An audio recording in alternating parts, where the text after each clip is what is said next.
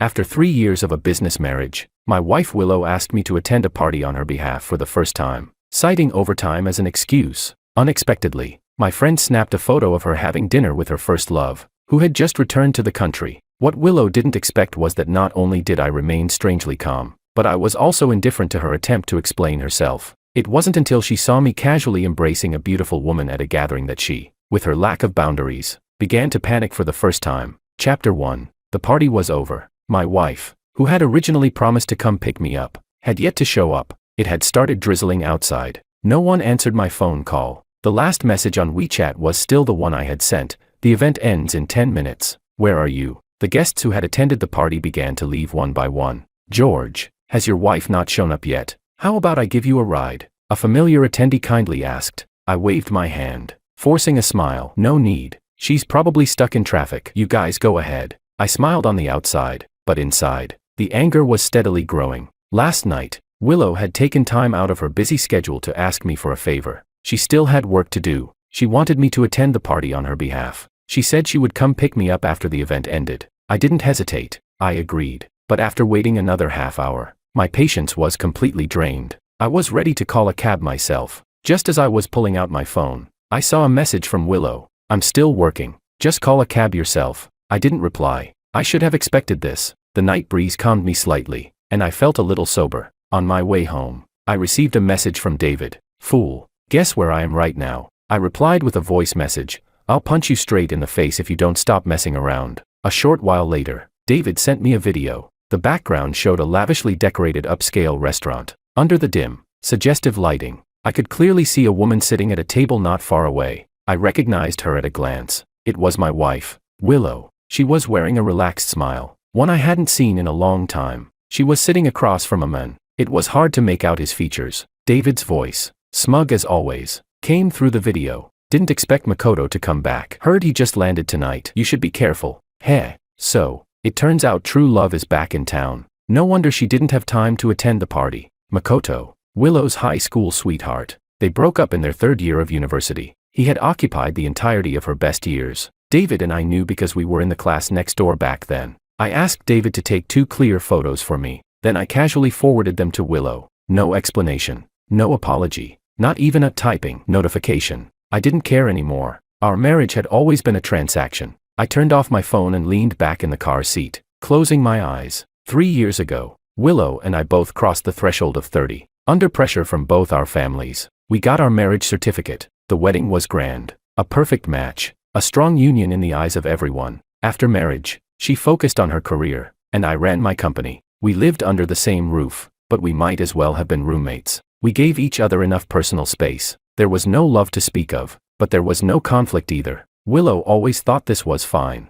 but I didn't think so. It didn't feel like home. I got home, opened the door. The house was pitch dark. I pulled off my tie and poured myself a glass of ice water. The cold water slid down my throat, momentarily suppressing the discomfort rising in my stomach. After a shower, I heard the sound of rain hitting the window. The sound grew louder, as if the sky was pouring down. It hit the glass with a patter. I wiped my hair dry when my phone rang. It was a message from Willow. The rain is too heavy. I might not be able to make it back tonight. Just wanted to let you know. It didn't make sense. She had already been caught in her lie. And now this. I shook my head and didn't respond. Perfect match. Destined couple. The wedding host's words echoed in my ears. The Liu family needed the Wang family's connections in politics, while the Wang family valued the Liu family's business resources. I was Mr. Wang, and Willow Liu. We were nothing more than the most presentable tokens in this transaction. I thought feelings could develop, and a home could be built. 3 years had passed. I tried to get closer, but she always maintained the perfect distance.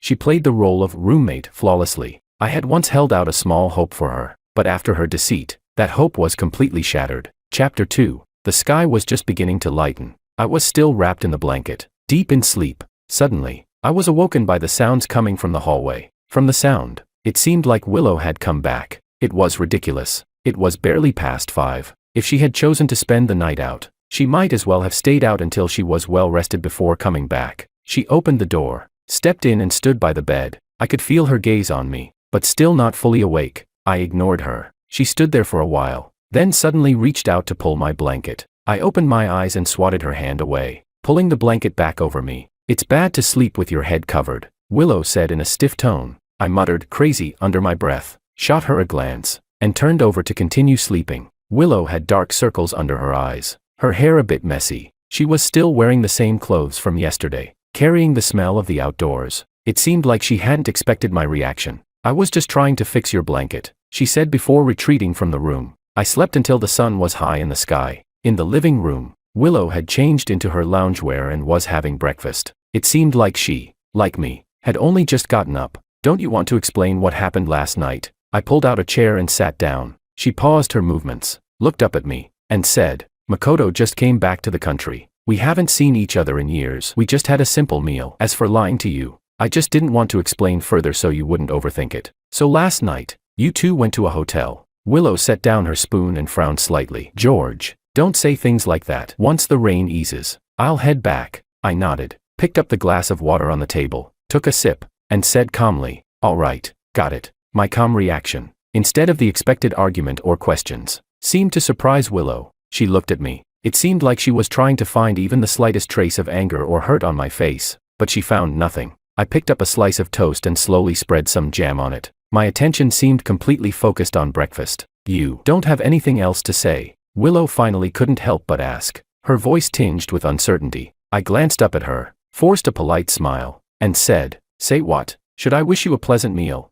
Willow was stunned. She opened her mouth, but in the end, said nothing. She lowered her head and silently continued eating her porridge. Chapter 3. From that day on, some things quietly changed. I no longer made a point of waiting for Willow to come home for dinner at the usual time. When work at the company got busy, I simply ate at the company cafeteria. Afterward, I might even spend some time at the gym. By the time I got home, it was often already 8 or 9 o'clock. Willow seemed to notice this change. At first, she probably thought I was sulking. She would still, as usual, send me a WeChat message if I wasn't home by 7, asking, are you coming home for dinner?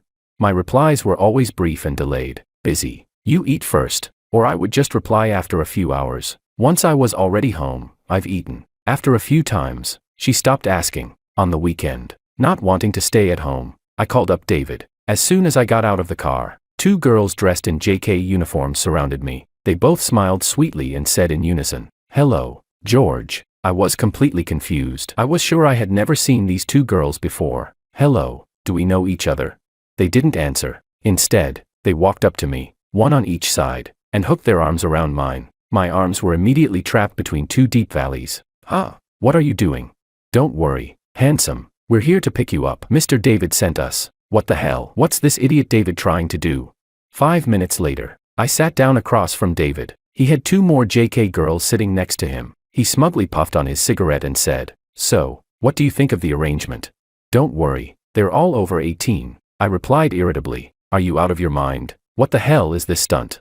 I glanced around. Quite a few people were looking over curiously, whispering and pointing, some with disdain, and a few with that look of envy that men understand. The restaurant David chose had a unique atmosphere, but unfortunately, there were no private rooms, only what they called booth seating to separate everyone. David wasn't bothered by my complaints. He blew out a smoke ring, grinning like a fool, and said, come on, I noticed you've been in a bad mood lately, so I thought I'd bring a couple of girls to cheer you up. Life is short, enjoy it while you can. Got it? And besides, Willow already crossed the line. What are you afraid of? Is it only okay for her to start the fire but not for you to light a lamp? David continued. The 2 girls next to him were obediently pouring tea and handing him fruit, and the 2 girls next to me were deliberately leaning against me. I snapped. You're the fool. What's with all this showiness in the middle of the day? Can't you pick a place with a private room? I gave David a look and didn't bother arguing with him. After all, this guy's been like this since he was a kid. I took the tea the girl on my right offered and said thanks. David sat back with his legs crossed, acting like a boss, and said, now that's more like it. I told you, back when I asked you to stay single with me, you didn't listen. Now look at me. I've been through the flowers, and not a single petal touches me. So carefree. I chuckled, picked up some pumpkin pie with my chopsticks, and said, who are you kidding? Everyone knows you're a mama's boy. If your mom found out, she'd break your legs. She won't find out. I've got it all under control, David said proudly, pulling the girl next to him closer. My brother's 3rd kid was born. My mom doesn't have time for me anymore. She's busy all day with the little ones, running around with my old man. He didn't finish his sentence. The waiter led 2 new customers past our booth. I instinctively looked up and froze. The man in front was dressed in a suit, his demeanor gentle. Makoto, Following him was a woman in a well-tailored beige trench coat, her expression cold and aloof. It was Willow. The waiter showed them to a booth diagonally opposite us. Makoto, ever the gentleman, pulled out the chair for Willow. She gave a slight nod before sitting down, her side profile facing our direction. David saw them too. His mouth dropped into an O shape, and the peanut he had just picked up fell back into the bowl. He muttered, "What the hell?" and used his lips to silently say to me, "What kind of fate is this?" I paused for a moment, holding my teacup, before averting my gaze and replying, "What's there to look at? Eat your food." The two JK girls beside me noticed the shift in atmosphere and became more reserved. They stopped leaning into me. David also stopped his playful antics. His eyes bounced between our table and the one diagonally opposite. An expression of excitement and nervousness plastered on his face, waiting for the drama to unfold. I continued eating, acting as if everything was normal. I never expected to run into them here after leaving home today. Truly, fate at work. Tisk. David leaned in, speaking in almost a whisper. "Do you want me to go over and say hello for you?" I didn't even look up and replied, "Are you an idiot? Eat your food." Just then, Willow seemed to sense something. She turned her head toward our direction. Her gaze first swept over David and the two girls next to him, a subtle look of disdain flashing across her face. Then, it landed on me. We locked eyes from across the tables. The restaurant's noisy background sound seemed to disappear in that moment. For a brief second, I saw a flash of surprise in her eyes. Then, a scrutinizing look followed. Her gaze lingered on my face for a moment before drifting to the two young girls in JK uniforms sitting on either side of me. Her brows furrowed imperceptibly. Her expression quickly turned cold, as if coated in a layer of thin ice. I met her gaze, not looking away. I simply stared at her. Even the corners of my mouth curled into a faint, elusive smile. Chapter 4. The eye contact between Willow and me lasted only a few seconds. She was the first to look away, turning back to say something to Makoto. Makoto followed her gaze and turned to look at me. He froze for a moment when he saw me. Then he gave an awkward yet polite smile, nodding slightly in acknowledgement. I tugged at the corner of my mouth, offering a response. "Damn, how does he still have the nerve to smile?" David muttered under his breath, clearly upset. "Eat," I said, pulling my gaze away and picking up my chopsticks to grab a piece of pork rib, as if the brief exchange had never happened. But the atmosphere at the table had undeniably changed. David stopped his casual chatter. The two girls beside him also sensed the shift in mood and ate quietly, aware of the tension. Across from us, I could vaguely hear the conversation between Willow and Makoto. I couldn't make out the words, but I could see that Makoto was speaking calmly, using hand gestures, while Willow nodded occasionally. The atmosphere appeared friendly and relaxed. I ate quickly. The rice in my bowl soon reached the bottom. "Full?" David asked. "Yeah, let's go." I wiped my mouth with a napkin and stood up. As I passed Willow's table, I didn't stop or glance at her. Walking straight past, David followed behind me, intentionally slowing his pace. His eyes lingered on Willow and Makoto, giving a small snicker. Once we were out of the restaurant, the afternoon sunlight was a bit harsh. David cursed as he lit a cigarette. "Damn, what bad luck. Ran into that pair of dog lovers while eating." "George, can you really stand this?" I looked at him, suddenly smiling, and asked, "What should I do? Rush over and flip the table?" "It's just a business marriage." I clapped David on the shoulder, my tone light. "We're essentially business partners. As long as it doesn't affect the company or the family's reputation, let her be happy. Do you want me to help you file for divorce? Didn't your prenup say whoever cheats gets nothing? I can introduce you to a private investigator. I'll help you take her company. After all, I did study law for a while." "Better not. I'm afraid you'd end up sending us both to jail," I interrupted. "Thanks for today, but don't go pulling stunts like this again. If you must, at least pick a place with more privacy." I patted his shoulder and turned to walk toward my car. Through the rearview mirror, I saw David standing there, scratching his head, looking gloomy. Back home, surprisingly, Willow had gotten home before me. She had just taken off her coat, and we locked eyes. I changed my shoes, not intending to talk to her. I walked straight toward the bedroom. "George," she called out to stop me. I stopped, turned to look at her, and asked, "What is it?" Her gaze was on me, scrutinizing, with a hint of displeasure. "Are you not going to explain anything?" "Explain what?" I leaned against the wall in the hallway, my tone indifferent. "Today, I just had a simple meal with David. Don't overthink it." Her words felt strangely familiar. Sure enough, Willow's expression darkened immediately. I looked at her and suddenly found it amusing. "Makoto and I are just normal friends meeting up." "But your meeting with David wasn't normal. Those young girls beside you were clearly no good." Willow's tone rose sharply, filled with clear anger. "What? Is it only okay for you to meet with your ex in a high-end restaurant, reminiscing about the good old days? I meet with a friend for a simple meal, and two waitresses are serving tea. And that's wrong. I chuckled lightly. George, we need to talk. What about? Makoto and I are truly just friends. He just returned to the country, and he's unfamiliar with the domestic market. I'm just giving him advice as a friend. She tried to explain. I nodded. I believe you. So.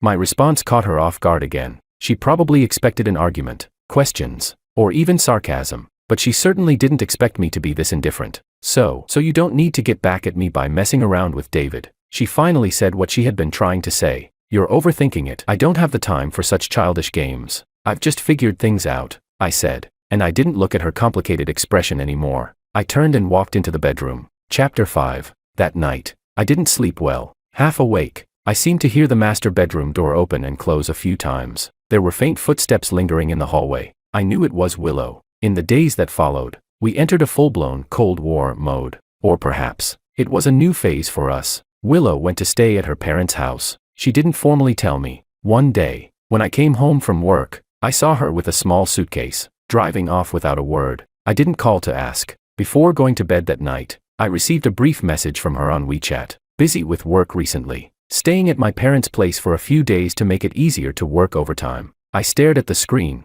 Finally, I typed just one word, okay. For a while, the screen showed the other party is typing. But in the end, nothing else came through. Well, that saved us from unnecessary back and forth. The atmosphere at home grew even colder. I started pouring more time into work, and my interactions with David also became less frequent. That day, David's call came at just the right time. With a noisy background. Where are you living it up? I'm throwing a get-together tonight. You in?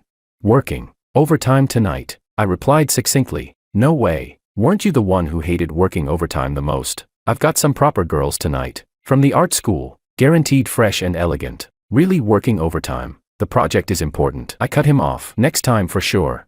There was a brief silence on the other end. Then David's tone became a bit more serious. All right. You take care of your work. Just let me know if you need anything. After hanging up, I leaned back in my chair. The internal phone rang. It was my assistant, Mr. Wong. Mr. Makoto Ito didn't have an appointment but said he needed to see you. Should I let him in? Makoto, what was he here for? I hesitated for a moment before saying, let him in. Makoto walked in, still carrying his usual refined demeanor, wearing a well-fitted custom suit, and offering a perfectly measured smile. Mr. Wong, sorry to disturb you, he said, sitting across from me. Mr. Ito. No need for formalities. What brings you here today? I asked directly, not interested in small talk. He smiled and relaxed, saying, actually, it's not a big deal. I just met with Willow, and since I'm nearby, I thought I'd stop by to say hello. After all, we're both alumni. So, he was here to provoke me. Calling Willow so familiarly, I raised an eyebrow. You just met with my wife. It seems your relationship with her is quite special. Makoto Ito leaned forward slightly, his hands folded in his lap. He gave a flawless smile and said, it's nothing like that. We're just friends. The air in the office seemed to freeze for a few seconds. I leaned back in my chair, lightly tapping my fingertips on the wooden desk. I didn't speak. Makoto's smile faltered slightly, but his demeanor remained composed. I think there may be some misunderstanding between us. Willow is just someone who values deep connections, especially since we've known each other for so long. I gave a light chuckle. I picked up the pen on the desk and casually played with it, signaling for him to continue. He sighed. Actually, I'm here today to speak on Willow's behalf. She can be a bit too strong-willed sometimes, not knowing when to show weakness. But in marriage, someone has to be the first to back down. I nodded. Mr. Ito, as an ex, are you offering me advice? Makoto, seeing my indifferent response, stood up, his enthusiasm fading. Mr. Wong, please don't misunderstand. As mutual friends, I just don't want to see you two fighting over trivial matters. Don't worry about it. I pressed the internal phone and said, show him out. The dismissal was clear and final. Makoto's smile finally slipped away. I stood up and walked to the floor-to-ceiling window. Makoto's figure soon appeared at the building's exit. He stood on the roadside making a phone call, then hailed a taxi and left. Chapter 6. At 8 in the evening, I drove home. The garage was empty. Willow's parking spot was still vacant. I loosened my tie, planning to take a shower first and then grab a quick bite to eat. To my surprise, Willow was home, and she was sitting on the sofa in the living room, seemingly waiting for me. With a serious expression, she spoke up, George, we need to talk. I sat down on the single chair opposite her and asked, talk about what?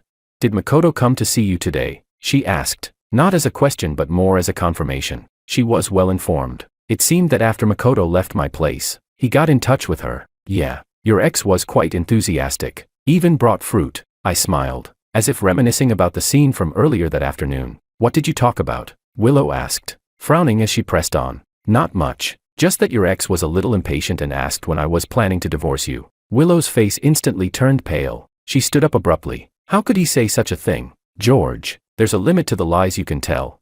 Believe it or not, I said nonchalantly, crossing my legs. He even said, as an old friend, that I should be generous and not stand in the way of you finding a second spring. Willow's chest heaved as she was clearly enraged by my words. George, her voice trembled with anger. Makoto is absolutely not like that. How could he? How could he what? I interrupted her. He even dared to provoke me in person, saying that only the one who isn't loved is the third party. He also said that the night he came back, you left me and went to find him, and that was the best proof. He even said that with one phone call, you'd go running to him, no matter the weather. Can't believe this ex of yours, over 30, still has such an attraction to you. No wonder, after 3 years of marriage, you've always been lukewarm toward me. Turns out, you two have always been keeping some sort of connection. I just don't get it. Since you're so deeply in love, why break up in the first place? Was it only interesting to get divorced in your 30s, then remarry?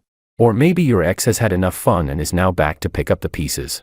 Willow was overwhelmed by my barrage of malicious fabrications. Her face shifted from pale to green, her lips trembling as she tried to speak but was repeatedly shut down by the rising volume of my words. Until I finished the last harsh accusation, the living room fell into a deadly silence, only broken by her heavy breathing, filled with anger and shock. You're lying. She finally found her voice, shaking with disbelief. George, are you crazy? How could Makoto say something like that? You're slandering him. Slandering? I sneered, shrugged, and said, believe what you want. The words have been said. Whether you believe them or not is up to you. Maybe you can call your old friend right now, confront him, and ask if he's in a hurry to play the role of the rescuer. Willow stared at me, her eyes full of unfamiliarity and a burning anger from being humiliated. She seemed to be trying to find even the slightest sign of a lie on my face, but all she saw was cold indifference and mockery. Willow grabbed her handbag from the sofa. You're impossible. Throwing this phrase at me, she turned and quickly walked toward the entrance. The sound of her high heels striking the floor echoed harshly in the empty living room. Bang. The front door was slammed shut. I walked expressionlessly over to the bar and poured myself a glass of whiskey. The ice cubes clinked lightly in the glass. Chapter 7. That night, Willow didn't come back. It seemed like we were stuck in some strange standoff. A relative asked in the family WeChat group. I simply explained that Willow had a major project at work and was staying at her parents' house to make it easier to work overtime. She didn't contradict me, maintaining her silence. David invited me a few times. I turned him down, citing work commitments. He probably heard something, because on the phone, he sighed. George, why do this? How about I come over and have a drink with you? It's really nothing. Just been busy lately, I said, keeping my tone light. I'll reach out when things settle down. After hanging up, I looked at the overcast sky outside. It was about to rain. A week later, I represented the company at an important industry summit. At such an event, ideally, a couple should attend together, but I went alone. The organizers still seated me and Willow at the same table. It really felt like bad luck had found its way to me. Willow had come with Makoto. She was wearing a silver evening gown. Makoto, in his suit, stood beside her, smiling as though he had the world at his feet. The people at the table immediately became awkward. Willow saw me. Her face turned pale, and she instinctively moved to change seats. But Makoto, the gentleman, pulled the chair out for her, speaking softly. Willow, sit here, it has a better view. I scoffed and sat down at my seat. I couldn't be bothered to look at them. Halfway through the dinner, the waiter began serving hot soup. When a bowl of mushroom chicken soup was placed in front of Willow, she suddenly covered her mouth and gagged lightly. Though it was subtle, the whole table fell silent. All eyes turned to her. Makoto quickly handed her a glass of water, gently patting her back, and asked with concern, "Are you all right? Is it because you've been working too hard lately?"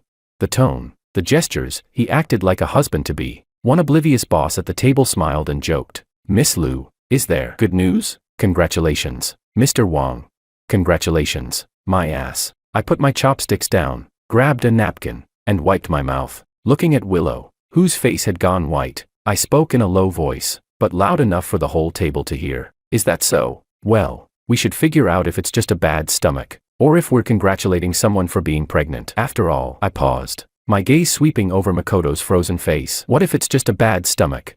The table fell into dead silence. The boss who had congratulated us turned several shades of red and white. embarrassed to the point of wishing he could crawl under the table. I stood up, tugged at my tie, and gave the group a polite smile. Sorry, everyone. Please enjoy your meal. I'm feeling a bit sick, so I'll excuse myself. Behind me, there was a dead silence. Then, suppressed murmurs broke out. I walked out of the banquet hall without looking back. As soon as I sat in the car, my phone started vibrating wildly. Willow's name flashed on the screen. I hit the mute button and started the engine. I hadn't driven far when I saw Willow at the intersection. She was wearing a thin evening dress, standing in the night wind, looking paler than a ghost. She saw my car and immediately rushed over, blocking the way. I slammed on the brakes. She pounded on my car window, completely losing her composure. George, get out of the car. Let's clear this up. I rolled down the window and looked at her coldly. Clear what? What was that remark you made in front of everyone? She demanded. I stared at her impassively, not intending to open the car door. Did I say anything wrong? Isn't it just a bad stomach? You can't really be pregnant, can you? I've been almost a year post-vasectomy, I said nonchalantly. Clink. Willow's phone fell to the ground, making a sharp, piercing sound. She stared at me in disbelief, her lips trembling, unable to speak. Is it true? When did you? Her voice quivered, the rest of the words barely leaving her lips. Vasectomy? Yeah, it's true, I said casually. No, it's impossible. You can't have had a vasectomy. Her eyes went blank, and she murmured to herself. She suddenly looked up at me, her expression frantic. That joke is not funny at all. I stopped smiling, my eyes turning cold. I'm not joking. So, what are you going to do about the bastard child in your belly? Bastard, child. She repeated the words, her voice hoarse, laced with disbelief and absurdity. George, do you even know what you're saying? I said. The child in your belly is a bastard, I said calmly, even adding a hint of cruel amusement, emphasizing each word. You're lying. I'm not pregnant. Willow finally found her voice again after the overwhelming shock. And how could I be pregnant? As husband and wife, you went behind my back and got a vasectomy without my consent. I looked at her, suddenly feeling a sense of boredom. This game of mutual harm, it didn't bring the satisfaction I had expected. If you're not pregnant, just go to the hospital and get checked, I said coldly, gripping the steering wheel again. Move aside. I'm leaving. Willow didn't stop me. She just stood there, staring vacantly at my car. I rolled up the window, shutting out everything from the outside, and shutting out her disturbing gaze as well. I stepped on the gas, and the car drove off. Chapter 8. The phone rang. It was David again. I put down the file in my hand and answered the call. Damn, you're awesome, George, he shouted excitedly on the other end. Guess who I just saw outside the gynecology and obstetrics clinic? Willow. I paused with the glass of wine in my hand, then asked, what was she doing there? I don't know. She looked pale as a ghost, totally distracted. She came out of there and nearly bumped into the door. David sounded excited, like a kid in a melon patch. Do you think she might be pregnant with your child? None of my business. What if it's yours? You're a jerk, but I still acknowledge your fertility in that department. Go to hell. I hung up the phone. The irritation inside me couldn't be suppressed anymore. The gynecology and obstetrics clinic. The last time we had sex was over 2 months ago. Could it be? Did I really get cuckolded? The next few days passed quietly. Willow didn't return home, and she didn't call. Work was still busy, but there was a constant, vague frustration lingering inside me, something I couldn't quite put into words. In the afternoon, I received a call from my mother-in-law. George, come over for dinner tonight. Your dad caught a big fish today and insists on showing off his cooking skills, my mother-in-law said, sounding amused. I rubbed my temples and replied, Mom, I might not be able to make it tonight. I have something to do. She responded with dissatisfaction. What's more important than coming home for dinner? How long has it been since you last visited us? And Willow's been back for who knows how long, and you still haven't brought her back home. My mother-in-law's call left me no choice but to agree. I finally agreed to go over for dinner that night. When I arrived at the Liu family villa and parked the car, I took a deep breath, adjusted my expression, and walked inside. The moment I entered, I sensed something was off. In the living room, not only were my in-laws sitting, but my parents were also there. The 4 elders were gathered around, not quite serious, but certainly not in the relaxed mood of a casual family dinner. Willow was sitting on a single sofa a little farther away, her eyes lowered, holding a glass of water, her fingertips slightly white from gripping it. She didn't look at me. My heart sank. I understood immediately. This wasn't just a simple family dinner. This was a family tribunal. I greeted everyone in turn, trying to sound natural. George is here. Sit down. We've been waiting for you, my mother-in-law said with a smile, though it seemed forced. My parents exchanged a glance, their expressions complex. My mother-in-law had prepared a large meal, The big fish that my father-in-law was so proud of had been steamed and placed in the center of the table, still steaming. At the dinner table, my father-in-law couldn't stop boasting about his catch, which weighed around 200 pounds. My mother-in-law also made an effort to find topics to talk about, asking questions from the weather to the latest news, trying to lighten the mood. Finally, after I set down my chopsticks and took the tea my mother-in-law handed me, my mother couldn't hold back anymore. She set down the teacup. The sound of the porcelain clinking broke the forced silence. "George," my mother looked at me, her voice heavy with suppressed emotion. "We called you here today mainly to ask, what's really going on with you and Willow?" "Here it comes." I didn't speak. I just picked up the teacup and took a sip, waiting for more. My mother-in-law sighed and took over. "George, Willow has told us that vasectomy. Is it really true?" Her tone carried the last bit of hope, as though she wanted to hear a denial. I looked up at Willow. She lifted her head, and our eyes met. The anger and coldness that had once been in those eyes were gone, replaced by deep exhaustion and an indescribable sadness I couldn't read. "George, say something." My father's voice was stern. "How could you do such a thing? This is such a big deal. Why didn't you discuss it with Willow? Why didn't you tell us? Do you even care about this family anymore?" Facing my parents' accusations, I looked at Willow and slowly spoke, my voice calm and steady. "Is this what you've gathered all of us here for today? Just to ask this? Isn't this a big deal?" My mother raised her voice. "You're both in your 30s. Are you just going to give up on having kids? What do you want Willow to do? What about our family's reputations?"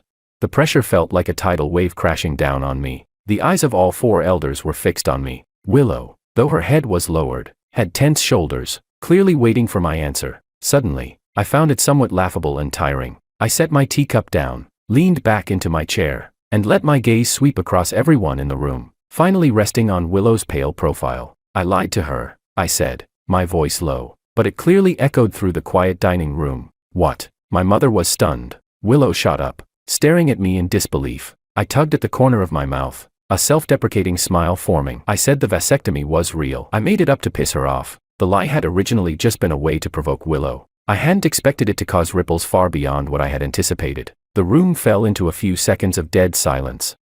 What did you say?" Willow's voice was dry and trembling. She gripped the edge of the table, slowly standing up, her eyes locked onto mine, wide with disbelief. "George, say it again," I said. "I didn't have a vasectomy." I stared into her eyes, repeating each word slowly. "I made it all up." Chapter 9. Bang.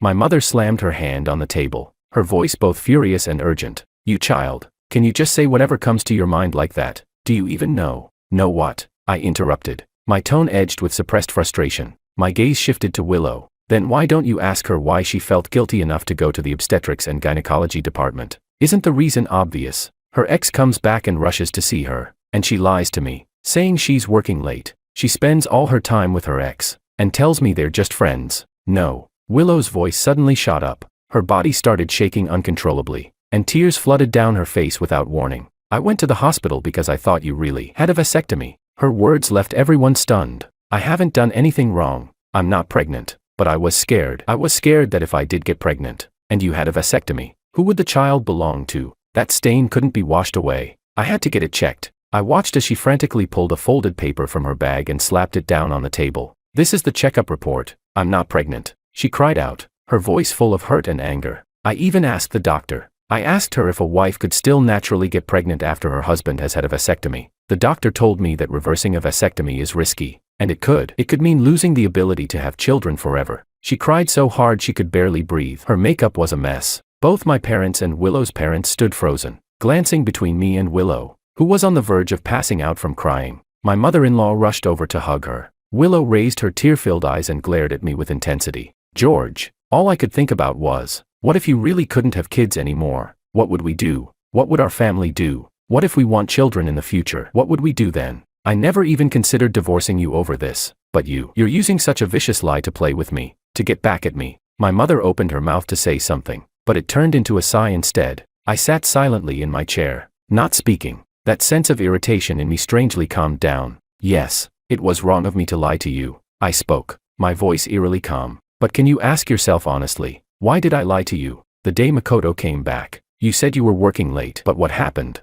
You had dinner with him until midnight, and then used the rain as an excuse to not come home. You go out with my friends on weekends, and bring your ex along to disgust me, and now, he shows up at my company. lecturing me on how to be your husband under the guise of an old friend. At that industry summit banquet, you two were so close that anyone who didn't know would think you and Makoto were married. Each sentence I said made Willow's face turn a little paler. Willow, even a clay figure has its limits. Do you really think I have no temper? The restaurant fell into a deathly silence. My parents and her parents exchanged glances, their initial anger and accusations slowly replaced by a complex mix of embarrassment and realization. They finally understood. This wasn't just about the lie of the vasectomy. It was about the deep-rooted issues that had piled up over time, finally exploding. My mother-in-law tightened her arm around Willow's shoulders, her gaze toward me full of reproach, but more so with helplessness. My father-in-law sighed heavily, picked up a cigarette from the table, and then irritably set it down again. My father furrowed his brow, while my mother hesitated,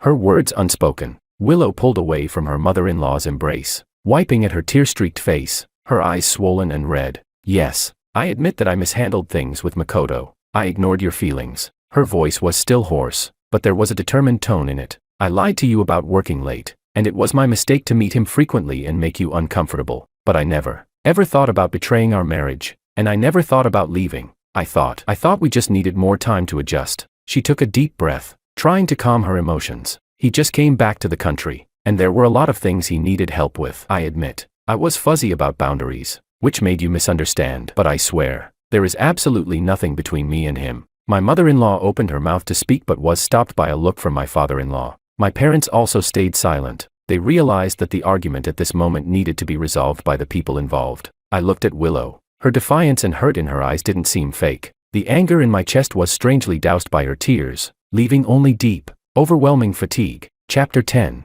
Time to adjust. I repeated her words with a tone of mockery, but with less of the sharpness I had before. 3 years. Willow, haven't I given you enough time? I tried to get close, but you kept pushing me away with your independence and boundaries. Makoto comes back, and you sure used your time and boundaries all on him. Don't even say I lied to you. In the end, it's still you and Makoto who are unclear with each other. I didn't go up and beat him up. That's already me giving you face. Willow's lips moved, but no sound came out. She stared at me, like I was a stranger. So, in your mind, Makoto and I must have had something going on, right? Her voice was soft, numb. I didn't respond. I simply let her assumption stand. My parents and her parents looked grim, but no one spoke up. This mess was something only we could handle. George, you're such a bastard. She didn't look at me again, turning instead to the 4 elders and deeply bowing. Mom, Dad, I'm sorry. I'm embarrassed to have you see this. I can't eat this meal anymore. With that, she didn't wait for anyone to respond and turned,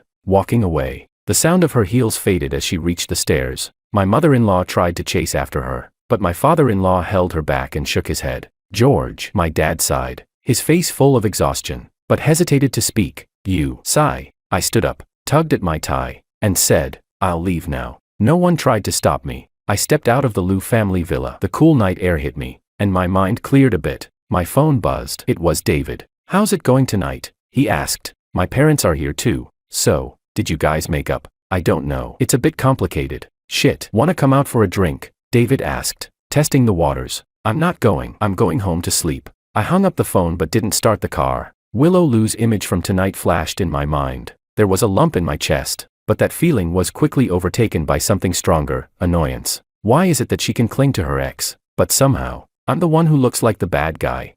Chapter 11. The next few days went by as usual. Work, home, back and forth. Willow didn't come back, nor did she contact me. The world felt a little too quiet. On Friday afternoon, as I was going over some documents, the intercom buzzed again. The assistant's voice sounded a little tense. Mr. Wong, Mr. Makoto is here again. He says it's very important, and he has to see you. I frowned. This guy just wouldn't give up. Let him in. This time, Makoto wasn't in a suit. He was dressed casually, but his face looked much worse than last time. He walked straight to my desk, bracing his hands on the surface, leaning forward, his eyes seething with anger. George, what did you say to Willow?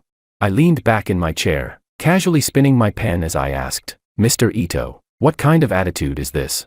He took a deep breath, trying to calm himself before speaking. She blocked all my contact information. I went to her office to find her, but she avoided me. We've been friends for so many years, and now because of your few words, she's acting like this. I laughed. Words. I only passed along what you said to me, that I should divorce quickly and make way for you. What? Now you're saying you didn't say that. Makoto's face changed. You're slandering me. When did I ever say something like that? Oh, Maybe I remembered wrong. I shrugged indifferently. Anyway, it doesn't really matter. Makoto, she doesn't want to see you. Don't you realize that? And now you're here, making a scene at my office. He glared at me, his chest heaving. George, don't be so smug. Willow was just momentarily deceived by you. She'll see the truth soon enough. Really? I set down my pen and stood up, locking eyes with him across the desk. You're in your 30s, yet you're still so shameless. Willow and I are married. How could you have the audacity to say something like that in front of me? Makoto was choked by my words, his face flashing between blue and white. I walked around the desk, stood in front of him, and patted his shoulder with a sincere tone. Mr. Ito, let me offer you a piece of advice. Don't go after another man's wife. It's immoral. And besides, I leaned in close to his ear, lowering my voice. How do you know she blocked you not because she finally saw through you and found you disgusting? Makoto shoved me away violently, his eyes full of murderous intent. You. Please show Mr. Ito out. I pressed the intercom button. This time, Makoto was escorted out by security. When I got home that evening, the hallway light was on. I froze for a moment. Willow was sitting on the living room sofa, wearing loungewear. Her hair was damp, as if she'd just taken a shower. She didn't look at me, staring at the TV screen, but the screen was blank. I changed my shoes without saying a word. I walked straight into the kitchen to get some water. I moved back in. She spoke suddenly, her voice flat. I came out holding the glass, leaning against the partition. She finally turned to look at me. Her eyes were still a bit puffy, but her expression was calm. Did Makoto come to see you today? Yeah. What did he say? Nothing new. I took a sip of water. Then I casually started to talk nonsense. He told me to step aside and let him take my place. He said I exposed him and caused him to be blocked. I told him not to keep chasing someone else's wife. It's immoral. But he said that a goal scored by the goalkeeper makes the game more exciting. I've never met anyone so shameless. And he's an overseas returnee. Ugh. Disgusting. Willow's expression darkened visibly, but she didn't react with the same heated retort as before. Instead, her hand, resting on her knee, subtly tightened around the fabric of her loungewear. Did he really say that? Her voice carried no detectable emotion. Does it matter? I threw the question back at her and walked over to the other end of the couch. Anyway, you've blocked him, haven't you?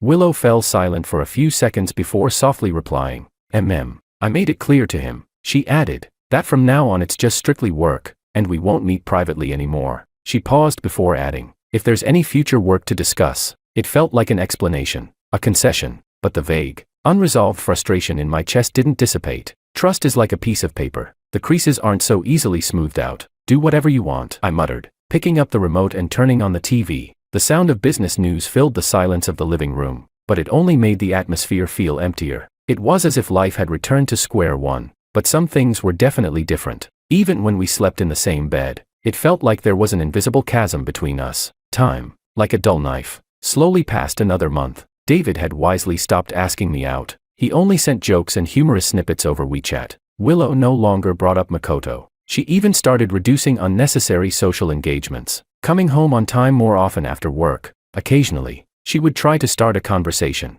something about a new company project, or a newly opened restaurant. I usually gave brief responses, and the conversation would falter, the air once again growing thick with silence. We both knew that crack between us couldn't be mended just by avoiding the subject or pretending to be at peace. We were both trapped in this marriage, bound by family, interests, appearances, and that small shred of reluctance and unresolved resignation. The rain stopped, I suddenly said, looking at the gradually clearing night sky. Willow followed my gaze, responding quietly. Dad asked me yesterday when we're planning on having kids, she said suddenly, her voice light, almost as if speaking to the air. I turned to look at her, asking, what did you say? I said, whenever it happens. She smiled wryly, a touch of self-mockery in her tone. He seemed a little disappointed. I didn't respond, glancing at my phone instead. David had just sent me a business card. George. She finally turned to face me, her eyes filled with a complex expression. Are we just like this now? Her question was vague, but we both knew what it meant. I stared at the city's neon lights in the distance, silent for a long while. I don't know. The light in Willow's eyes dimmed slightly. She didn't say anything else, turning and heading toward the bedroom. After a few steps, she stopped, not turning back as she spoke. Flight Monday at 9 a.m. No need to see me off. A 2-day business trip, she added. Then, she shut the bedroom door.